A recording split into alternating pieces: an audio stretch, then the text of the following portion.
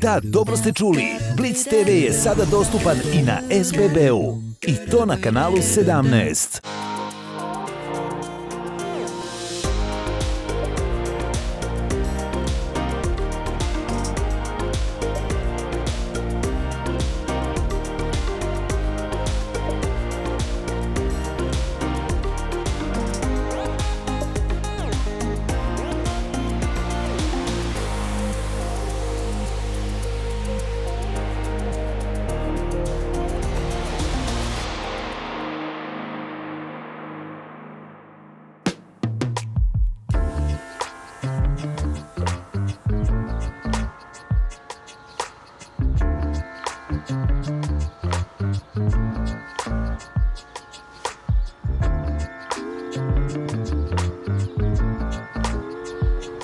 Dobar dan i dobrodošli u još jednu epizodu sa Tamarom kroz Beograd. Kao što možete da vidite, nalazimo se ispred Muzeja Jugoslavije, a moja današnja gošća upravo stiže. Ja je čekam nestrpljivo jer mislim da imamo toliko toga da vidimo.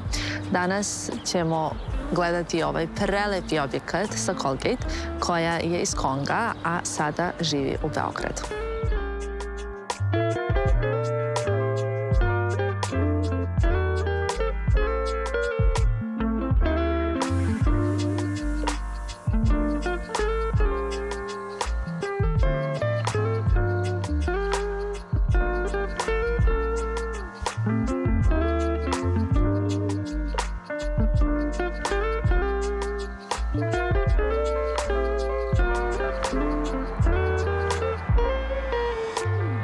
Wow, what a space. Actually, the sculptures really make the garden look so majestic. Yeah. And they are part of Tito's collection also. Wow. So that's, they have not only artistic and ambiental value, but historic also. I see we have a sculpture of Tito here on the right. Yeah, this is one of the most famous sculptures. Yeah. Wow. It's Tito's war portrait. And it's a place where we like to stand with our visitors, with our guests. Okay. And to talk a bit about history, about the museum also, and to see the view. The view is so to the city good. of Belgrade. Yeah. What I would love to understand is this his real size? Oh no, he was actually a small man. And like all the powerful, like Napoleon, right? Yeah, vertically challenged. Yeah, I love that. Yeah, but he has to look powerful, and it's really, he's worried here because it's one of these moments in history where it was crucial to make right decision.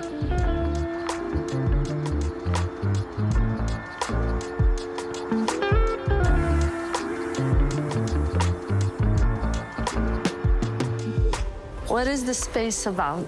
Oh, this space used to be a storage for Tito's presents. Okay. And we tried to play with this fact and to make an exhibition that looks a bit like a storage.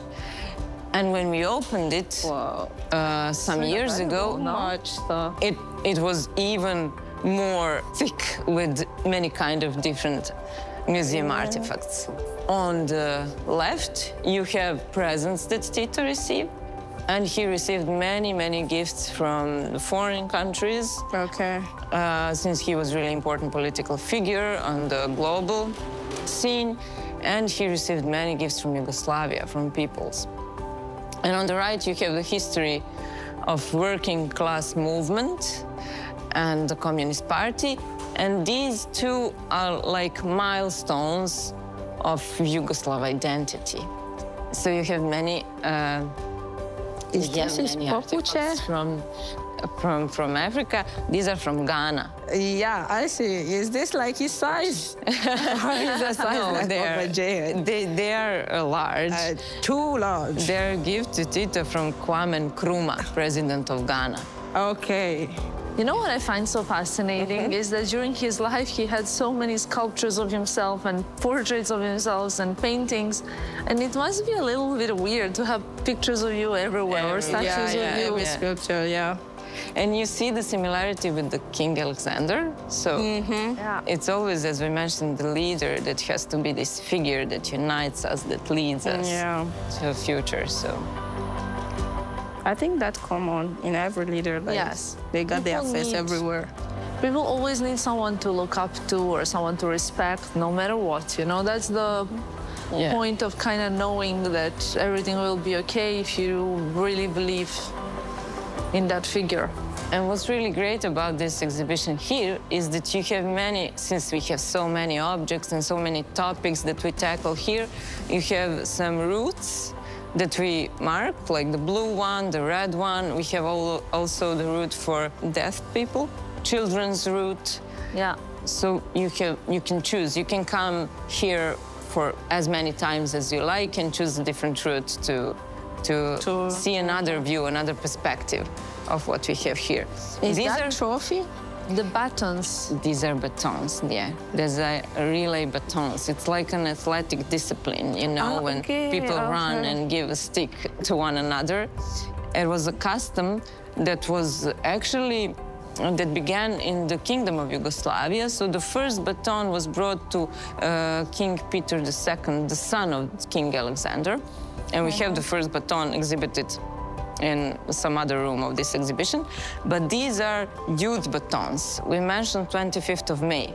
It was from 1957, the Day of Youth.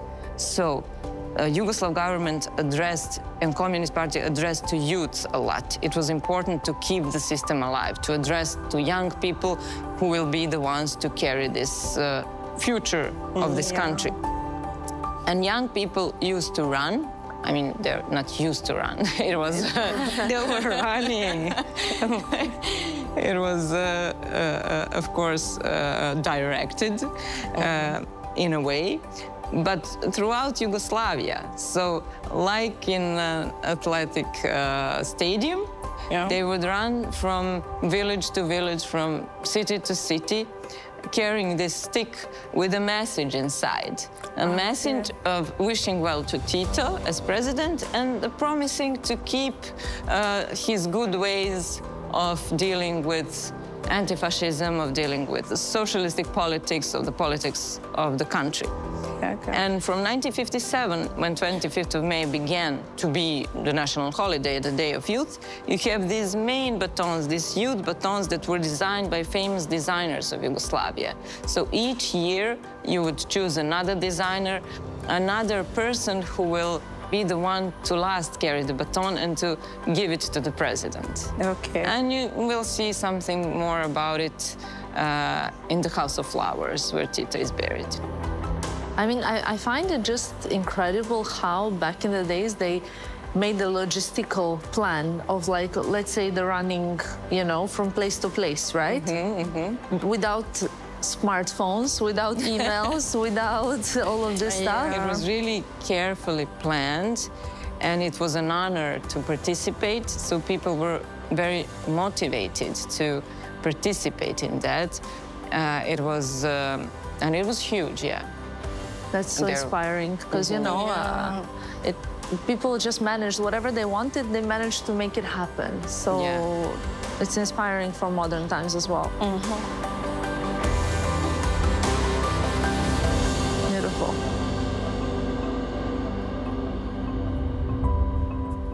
And here we have the Mona Lisa of our museum, the Museum of Yugoslavia, since these are fragments of moon soil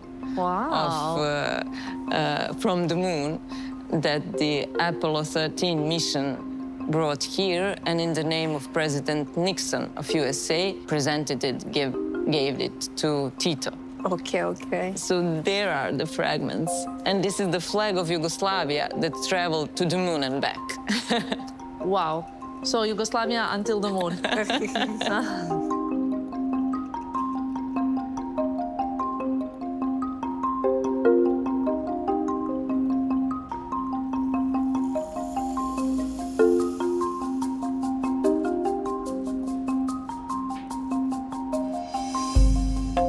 Wow. So much to see. Yeah, too many things. I agree.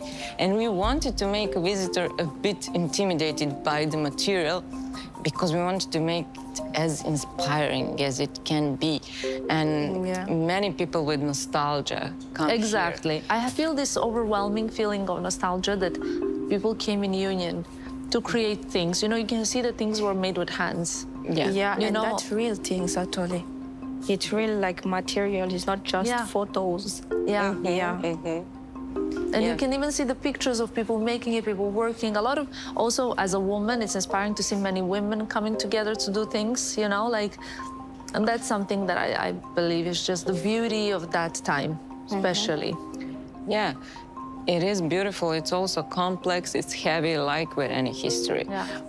But yeah, women's voice is also something that's important, and we have a part of exhibition dealing with anti-fascist movement of women. And we have also something that says about their handcraft, as you mentioned. So it's another part that's really important for us. We made also a part of exhibition here that deals with the beginnings of rock and roll here in Yugoslavia. So in the 60s and 70s, it was important that young people come together to recognize themselves and to connect with young people from the West, especially.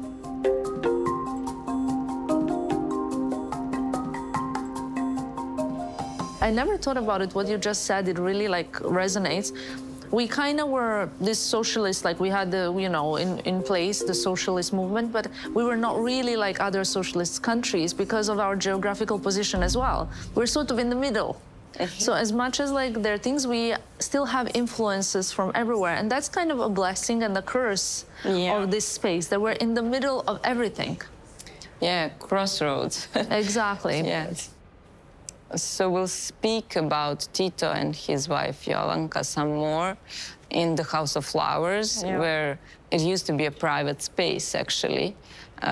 While Tito was alive, in last years of his life, he lived there. And now he's buried there, so we'll see an exhibition. And it's also a place of nostalgia.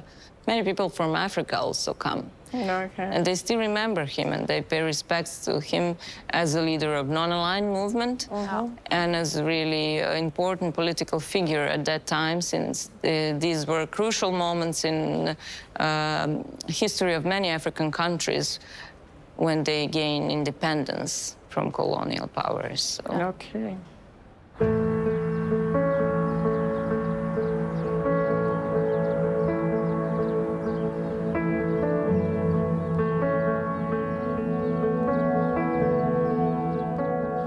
Okay, wow, this is very different. Yes, it is, because this used to be a private space. It was built in 1975 as a winter garden. Here is where Tito moved in last years of his life. So on the right and on the left were rooms, offices, and all the other stuff. Tito's and Jovanka's, only Jovanka never moved in here. She stayed in their old residency that is behind the wall now. And this ceiling used to open, and there was water running here, so it was like a feng shui garden. I was gonna say like a Japanese kind of almost space. I only have one small complaint, that Tito's grave is much bigger and more sort of like majestic than his wife's. Yes, it actually... I mean, I understand he was the leader, but if it's about equality... His wife is apart. Also, behind every successful man, don't we say there's a woman? So this is not quite... Yeah, I can agree with you, but it really wasn't planned that she would also be buried here. It was her wish. Also, when we speak about last words, last wishes, it actually came as a surprise to the museum, to us. That now we have another person who would like to be, although it's natural. Jovanka was an important figure. She was also a hero of war. She was also First Lady. She was playing First Lady as all First Ladies of that time, but though she was experienced warrior. Wow. In Second World War. So that's also another thing that they have in common. Do we know how they met? Well, they met after the war. She used to be kind of a secretary, an assistant. Okay. And she was from parts of Croatia where a number of Serbs lived. And it was also a good political decision to have around Tito a war hero, a woman that is strong and capable, and that is much younger than him, to make kind of a camaraderie. Agreement. But yeah, of some sort. It happened so that they became husband and wife. So. Wow. We also have exhibition here that's comparable to the exhibition that we saw in the 25th of May, dealing with the death of King Alexander, like the first leader of Yugoslavia, the most famous leader that Tito was, is buried here. So we thought appropriate to deal with his death and funeral and the remembrance of Tito nowadays and after he died. So we have an exhibition here dealing with this phenomena.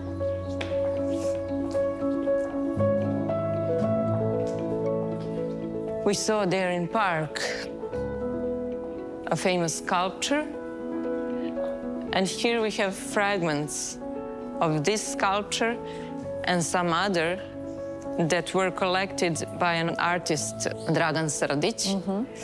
It is called anatomy class, like famous Rembrandt's picture. He was called to see whether there is some, since he is art historian, whether there is some value in these fragments that they are about to melt down.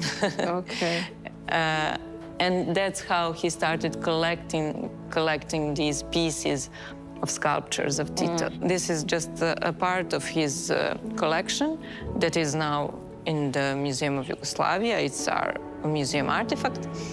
And it tells a lot about the building of what they say is cult of personality of a leader and rebuilding, materially, literally rebuilding and destroying. Wow. And we saw a similar situation with the monuments of King Alexander. So here in the Museum of Yugoslavia is really exclusive opportunity to under one roof, or three, see these parallels, kind of almost, right? And really dramatic moments for people who lived in this area. That's really original. Yeah. I have to say, this photograph, actually, it looks like a fake. You know, it looks like something from Squid Games or from a movie. It doesn't look like a real thing. Real thing. Many other photos that tell about these huge performances. And this is also a story about brotherhood and unity. We mentioned this, the importance of these sentences, of these motives to people to keep faith that staying together is important. And these performances called sleds. Sleds were the performances where the batons that would travel around Yugoslavia would be given to Tito. So before the giving of the baton, the actual act of giving, there will be like the opening of the Olympics.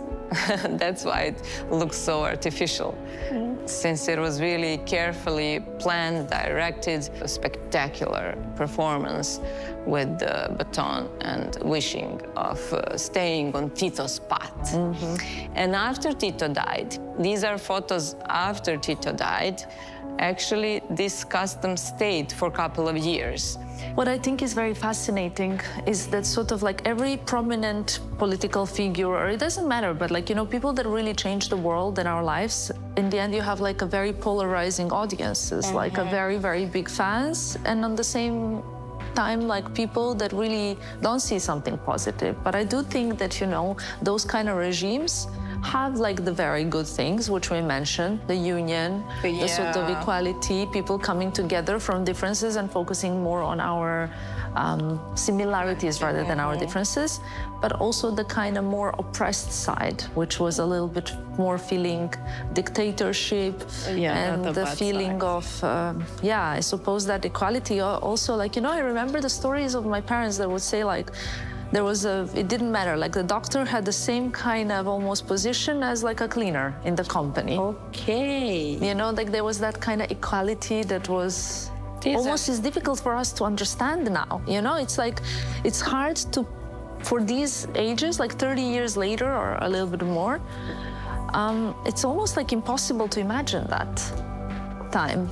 It's important to make comparisons with other situations from history, not to have isolated focus on our problems, on our history, because from these comparisons to other countries and other local communities, we can see what were the problems, how were they maybe solved in different situations, in different contexts, and how we can actually keep what's valuable. Yeah. And this is the mission of the museums, of all the museums, to keep something valuable, to something worthy for future generations to understand and to learn about and to I think learning from history is probably the best thing we can do, and not just from history, also like from our personal history, from past relationships, from past experiences, from mistakes we made in life.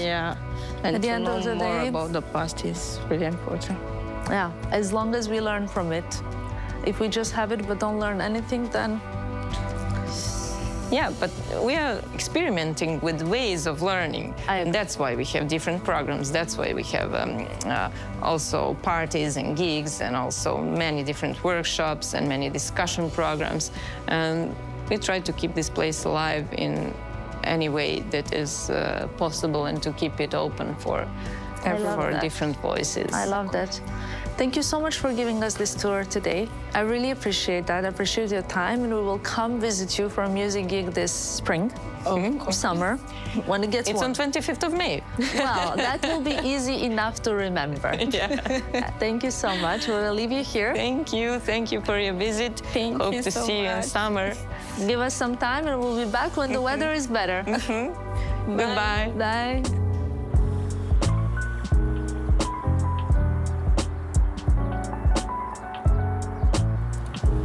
Wow, what a melancholic day in terms of weather. Plus a bit of like Yugoslavian nostalgic, which is why I decided to bring you there to the Museum of Yugoslavia. I think, you know, living in Serbia, you can pick up so much of like the current affairs and obviously all the fun, great food, culture and art. I know, and I learned a lot today. Like, that's what I wanted. A lot about this country. Because it's really weird if you are in a country and you don't know the history and you're living there, it's not like, okay. And this is the kind of basics that are so important because we carry, even if I personally, I was born in Yugoslavia, but I didn't really live my life kind of around it in that sense. Okay, you didn't live the history. The history, but I carry it with me, you know, through my parents, through the movies, through the books, through the history. We carry all of this within us, even if we want it or if we don't want it, it's just we cannot choose it. So I think as someone who decided to come and live in Belgrade, it's good that you know it as well, because all the people that you come across, all of us, we carry it. Yeah, and I will tell everyone, I will tell my children, I will tell everyone. I'm happy to hear that. About what I learned. Did you enjoy the day? Of course, it was really of history, like plenty of history, and I really like. I love it. Thank you so much for coming to visit. Vama hvala što ste nas gledali. Vidimo se vrlo brzo, za samo 7 dana.